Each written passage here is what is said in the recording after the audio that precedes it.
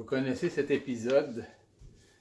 No Soup for You, c'est un épisode de Seinfeld dans les années 90. C'est une des émissions de Seinfeld les plus populaires. On écoutait ça chez des amis quand je demeurais à Montréal.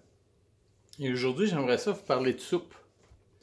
Cet épisode-là, c'est l'épisode, on appelle la personne ici, là, le monsieur, de Soup Nazi.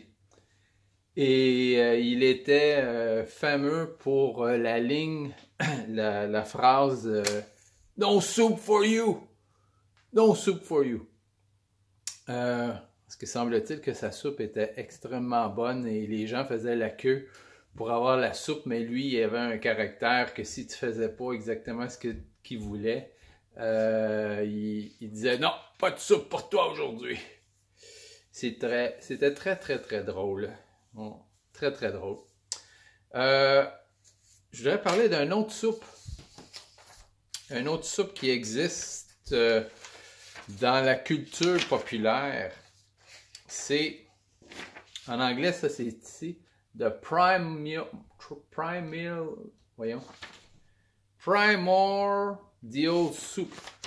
Primordial soup. En français, la soupe primordiale ou soupe prébiotique, parfois appelée bouillon prébiotique. Qu'est-ce que la soupe prébiotique?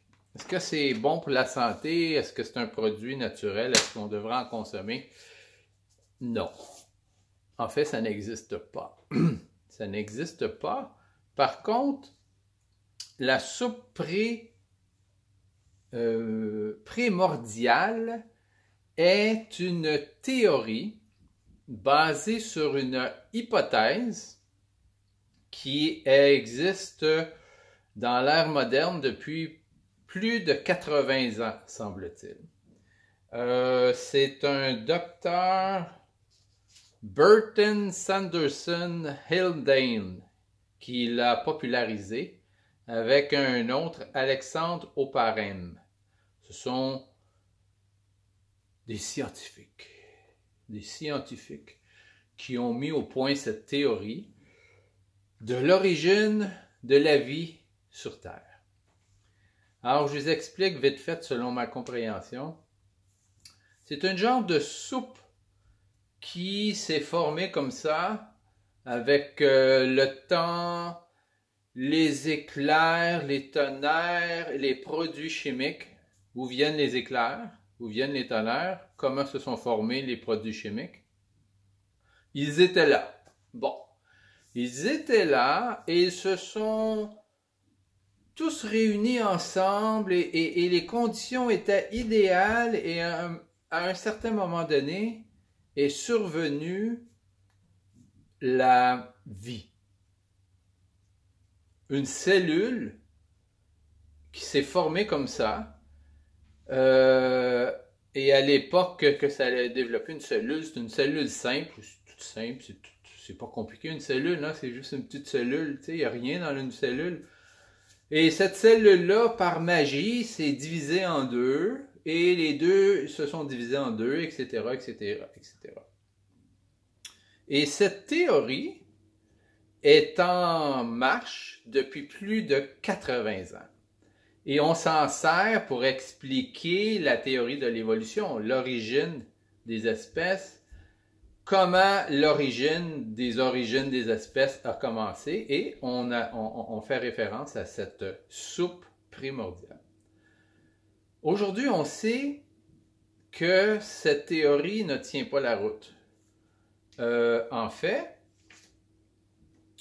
nouvelle recherche rejects The 80-Year Theory of Primordial Soup. Depuis 2010, il y a des recherches qui rejettent cette théorie. Et c'est maintenant la nouvelle théorie qui est en marche. Donc, les scientifiques qu'on doit, semble-t-il, faire confiance ont émis des hypothèses qui n'ont pas tenu la route plus de 80 ans. En fait, c'était basé, imaginez-vous, sur des écrits grecs de Aristote, 400 ans avant Jésus-Christ. Donc, cette espèce de soupe et l'apparition spontanée de la vie, ça vient pas d'aujourd'hui, là.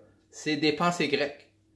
Et vous remarquerez que beaucoup de hypothèses et de théories, parce qu'il faut faire une différence entre des hypothèses, des théories et des faits scientifiques. Une loi scientifique puis une théorie scientifique, c'est deux choses complètement différentes. Il y en a qui disent que c'est la même chose. Quand c'est une théorie, c'est comme du béton. C'est faux. C'est pourquoi ils appellent ça une théorie. La gravité, c'est une théorie. Ce n'est pas une loi scientifique. Pourquoi? Parce qu'ils ne peuvent pas la prouver. L'évolution, c'est une théorie. C'est une hypothèse qui n'est pas prouvable. Si elle est prouvable, elle est démontrable. Si elle est prouvable, elle est démontrable soit en laboratoire ou soit observable dans la nature. C'est comme un crime. Pour prouver un crime, il faut qu'il y ait des preuves matérielles, il faut qu'il y ait des témoins, ou il faut qu'il y ait des preuves circonstancielles. Il faut qu'il y ait 2 sur 3 pour prouver qu'un crime a eu lieu par tel et tel individu, telle et telle personne ou telle et telle organisation, peu importe. Mais dans le monde scientifique, c'est un peu comme ça. Il faut prouver les choses. Et quand les choses ne sont pas prouvées, qui sont des hypothèses, eh bien, on les appelle des théories. Puis ces théories-là ont été malheureusement interprétées comme étant des faits scientifiques. Et je vous rappelle encore une fois que la théorie de l'évolution, c'est une théorie. Et la gravité, c'est une théorie. Le concept héliocentrique, imaginez-vous, c'est une théorie. Allez voir sur Wikipédia. Héliocentrique, qu'est-ce que c'est? J'en parlerai pas ici. Mais demeure une théorie. Puis c'est enseigné comme un fait, comme étant de la science prouvée, ce qui est faux. Et encore une fois, une autre théorie qui est en train de tomber, c'est la soupe primordiale. J'ai été voir un film, quelques informations sur la soupe ce matin. Et c'est assez incroyable les animations qu'ils ont fait là-dessus, sur l'origine de la vie, que on dirait que la vie sort de l'enfer. Les vidéos qu'ils ont fait, on dirait que c'est l'enfer. On dirait des lacs de feu. Il y a des sons étranges, bizarres, sinistres. Il y a du feu, il y a de la boucane. C'est sinistre. C'est occulte quasiment. Et ils veulent nous faire croire, mais là c'est en train de tomber, mais ça continue à être publié, puis je suis sûr que c'est enseigné dans les écoles aussi, là. Puis pourtant, depuis 2010, c'est prouvé que la théorie de la soupe primordiale est fausse, ne tient pas la route. On ne peut pas créer des protéines, comment les cellules, les ADN ont été assemblés ensemble. Le code ADN, les scientifiques disent c'est un code, c'est un codage. Un codage ne se code pas, un code ne peut pas se coder tout seul. Il doit y avoir quelqu'un qui l'a codé.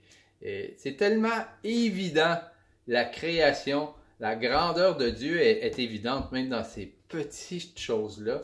Les scientifiques, c'est sûr qu'ils sont confrontés à ça à tout moment. Donc, si vous voulez savoir c'est quoi l'origine de la vie, lisez la Genèse. Genèse 1. Au commencement, Dieu créa le ciel, la terre, les animaux, les plantes, le soleil, la lumière, l'eau, les montagnes. Il a fait un dôme. Il a mis les eaux en dessous et les eaux au-dessus. C'est ça l'origine de la vie. Hey, soyez bénis.